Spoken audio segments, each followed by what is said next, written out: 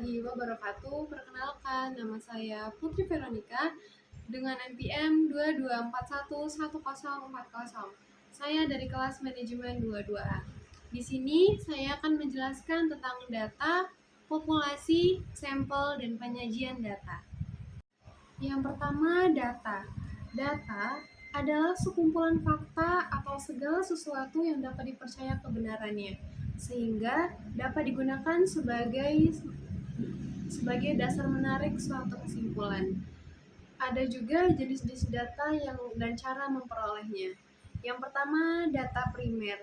Data yang langsung diambil dari proyek penelitian oleh si peneliti. Data tersebut secara langsung diperoleh dari jawaban responden melalui penyebaran kuesioner oleh data ataupun observasi. Lalu ada data sekunder. Data yang tidak secara langsung diambil dari objek penelitian. Peneliti mendapatkan data yang sudah jadi dari pihak lain yang dikumpulkan oleh lembaga pengumpulan data. Lalu ada macam-macam data berdasarkan sumbernya. Yang pertama ada data internal, yaitu data yang menggambarkan situasi dan kondisi di dalam organisasi secara internal. Lalu yang kedua ada data eksternal, data yang menggambarkan situasi dan kondisi yang ada di luar organisasi.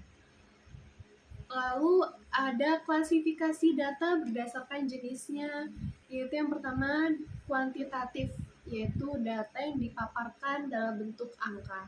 Lalu ada data kualitatif, data yang disajikan dalam bentuk kata-kata yang mengandung makna. Adapun pembagian jenis data berdasarkan sifat data, yaitu data diskrit adalah data yang nilainya adalah bilangan asli. Lalu data kontinu adalah data yang nilainya ada pada interval tertentu atau pada nilai yang satu ke nilai yang lain. Data tersebut tidak bisa dipastikan secara pasti jumlahnya dan menggunakan kata-kata seperti sekitar, kurang lebih, kira-kira, dan sebagainya. Lalu ada jenis data menurut pengumpulannya. Data cross-section adalah data yang menunjukkan titik waktu tertentu.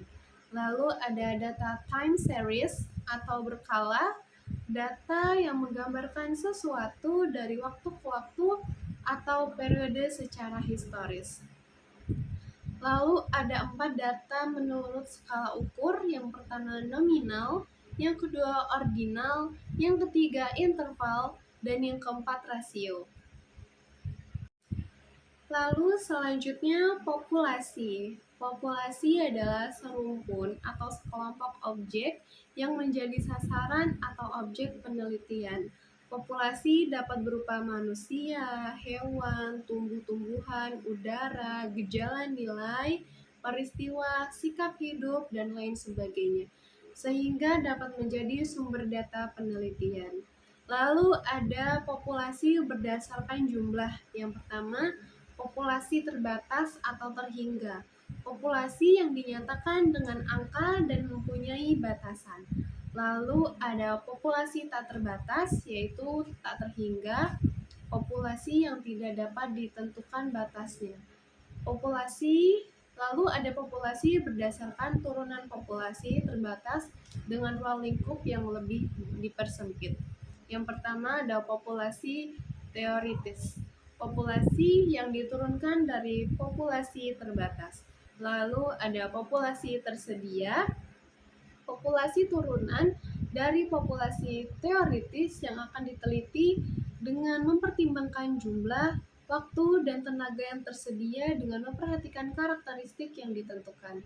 Lalu ada juga populasi berdasarkan variasi dari unsur pembentuk data.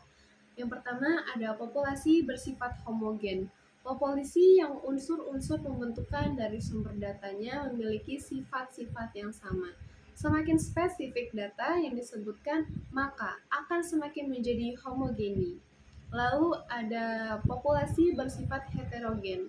Populasi yang unsur-unsur pembentukannya dari sumber datanya, sifat yang bervariasi atau berbeda-beda, sehingga perlu ditetapkan lagi batasan-batasannya, baik kuantitatif ataupun kualitatifnya.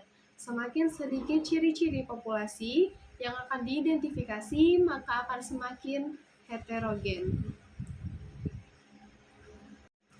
Lalu sampel. Sampel adalah sebagian objek dari populasi yang diambil untuk menjadi sumber data penelitian. Alasannya menggunakan sampel untuk objek penelitian adalah yang pertama, populasi berjumlah banyak, bahkan tidak terbatas dan tidak memungkinkan dalam praktiknya satu persatu.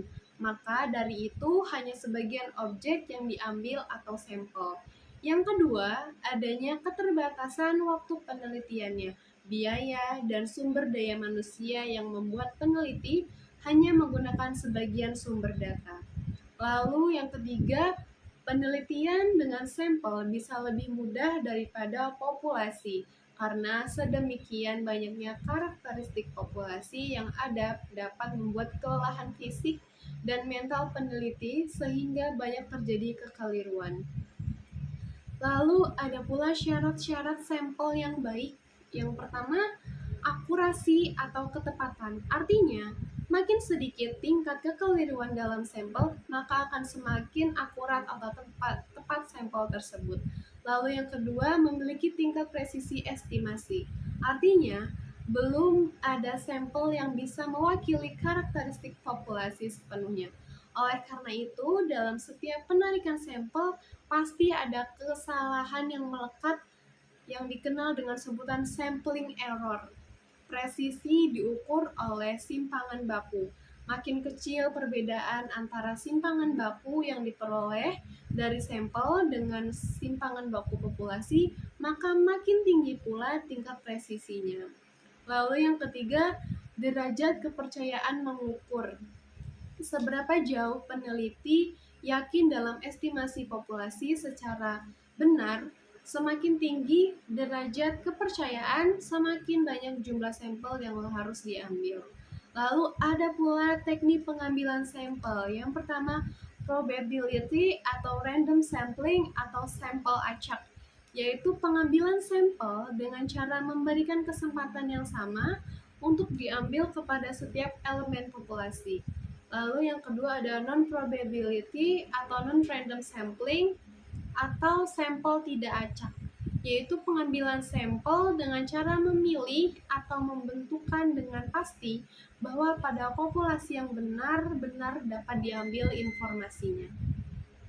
Penyajian data adalah bentuk pengemasan suatu data secara visual sedemikian sehingga dapat lebih mudah dipahami. Tanpa ada penyajian yang tepat, seorang peneliti akan kesulitan untuk menganalisis hasil akhir penelitian. Penyajian data bisa dilakukan dalam